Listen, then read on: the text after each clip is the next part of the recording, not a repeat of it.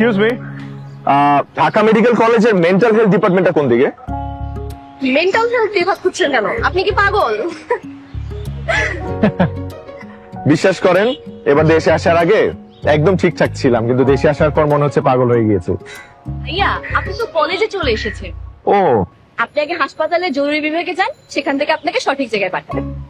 জরুরি বিভাগে না, আপনি বরং পাবনায় চলে যান, কারণ আপনার চিকিৎসা ঢাকায় সম্ভব। ওনার নাম মেঘ, উনি কানাডায় থাকেন। আমাদের মধ্যে বিয়ের কথাবার্তা চলছে।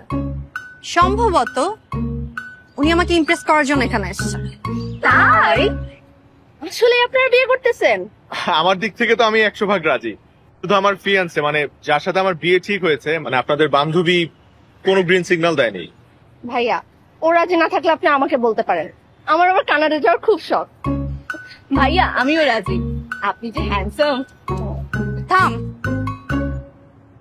আপনাকে না বললাম আজ দেখা হবে না? আর আপনি এখানে কিভাবে এলেন?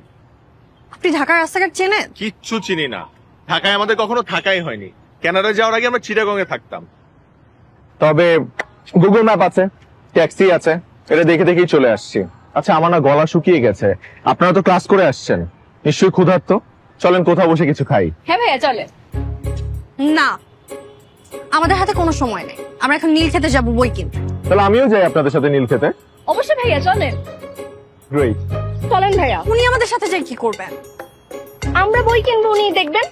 কাকে? আপনাকে? না ভাইয়া, আপনি ওর কথা মাইন্ড করেন না, চলেন আমরা যাই। চলো চলো চলো।